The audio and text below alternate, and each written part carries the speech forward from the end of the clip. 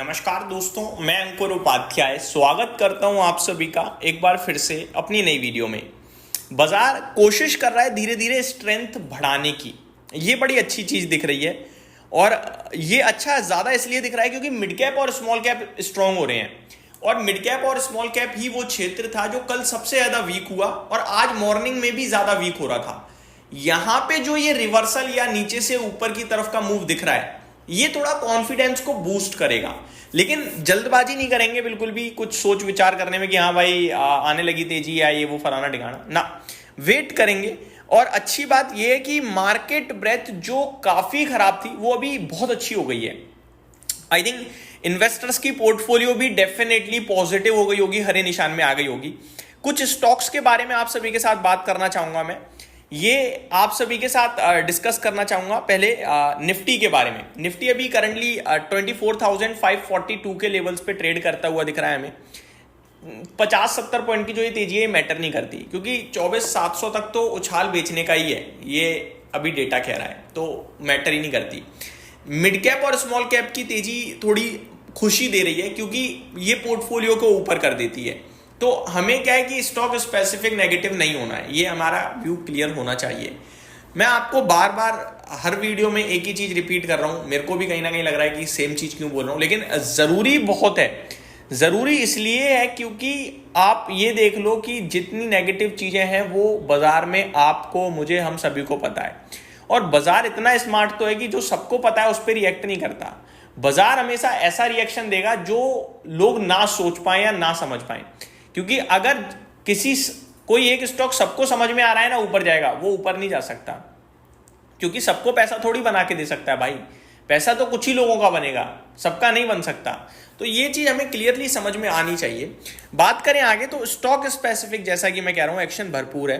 FMCG index अब leadership पकड़ने लगा है दोबारा से, और ये सब इसलिए हो रहा है क्योंकि कंजम्पशन थीम को बाजार थोड़ा पॉजिटिवली ले रहा है। और एक दिन बढ़ता है एफएमसीजी इंडेक्स, एक दिन गिर जाता है।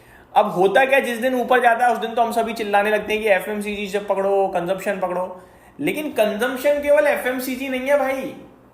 चीनी, दाल, बिस्कुट, आटा, ये एफएमसीजी नहीं है भाई, ये कंजम्पशन नहीं है। असली फायदा होगा इलेक्ट्रॉनिक कंजम्पशन पे, हाउस होल्ड प्रोडक्ट्स पे। अब मेरे को बताओ, कोई चीज 70 रुपए की आ रही है, वो 5 रुपए सस्ती हो जाए, आपको पता भी नहीं चलेगा कि 5 रुपए सस्ती हो गई। और कंपनी को भी डिमांड ऐसी नहीं बढ़ जाएगी, हाँ भाई 5 रुपए सस्ती होगी तो अब ज्यादा बिक रही है। समझो, बस लोगों के पास पैसा बच गया बिना पता चले। लेकिन अगर मैं एक टीवी खरीद रहा हूं जिसकी वैल्यू 50,000 की थी और अब वो मेरे को 45,000 की मिल रही है, 5,000 बच गया भाई साहब।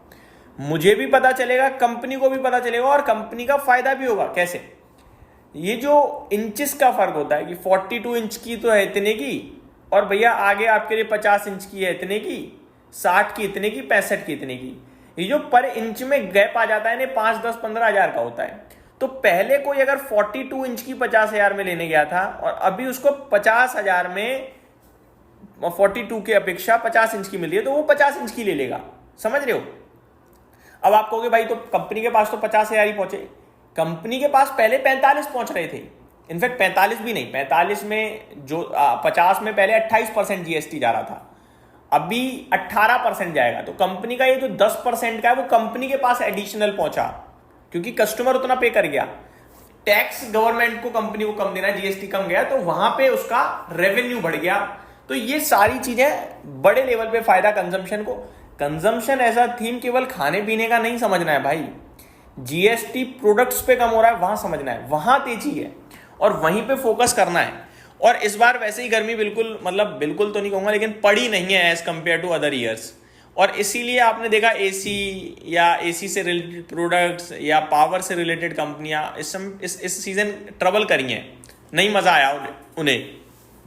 लेकिन हर साल ऐसा नहीं होगा भाई, ये मौके ही समझने हैं हमें। अब आता हूं आगे।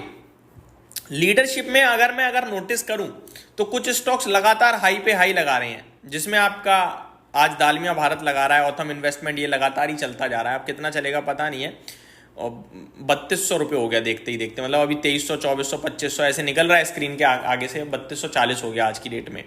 तो ये कुछ स्टॉक्स हैं जो लगातार ही भाग रहे हैं। हॉस्पिटल स्टॉक्स लगातार भाग रहे हैं, गॉडफ्रे फिलिप्स ये लगातार भाग रहा है, लेकिन वॉलेटाइल बहुत ज़्यादा है। किसी दिन 5-7% चल जाता है, फिर किसी दिन 2-4% गिर जाता है, फिर 5-7%। तो ये वॉलेटिलिटी बर्दाश्त करना योग्य नहीं है। मैं आपको कुछ सेफ स्टॉक्स बताना चाहूंगा। Safe in the mean volatility कम है लेकिन आगे व्यू पॉजिटिव है। जैसे कि आपका सीमेंट है, और सीमेंट में दिग्गज है अल्ट्राटेक। जैसे कि आपका पेंट में एशियन पेंट, अच्छे संकेत आने लगे हैं भाई साहब। फार्मा में सिप्ला, क्योंकि फार्मा टैरिफ आएगा नहीं आएगा पता नहीं, डराने की कोशिश तो करी जा रही है, लेकिन अभी ऐसा कुछ है नहीं, क्योंकि यूएस को भी बड़ी नीड है फार्मा की। तो सिप्ला यहां से अच्छा लग सकता है। अगर मैं एफएमसीजी में जाऊंगा तो ब्रिटानिया करंट भाव पे तो नहीं यार, 5500 के नीचे मिलेगा तो ज्यादा अच्छा लगेगा। अदरवाइज आप किसी और एफएमसीजी स्टॉक को भी देख सकते हो। ये मेरे को ऐसा लगता है। ट्रेंट का शेयर भी अभी देखो 5300 करीब आ गया, ये भी रीजनेबल हो रहा है धीरे धीरे, और ये भी कंजम्पशन ही है भाई, ये कोई टैक्स यहाँ भी तो कम होगा, जीएसटी यहाँ भी अच्छा रहेगा।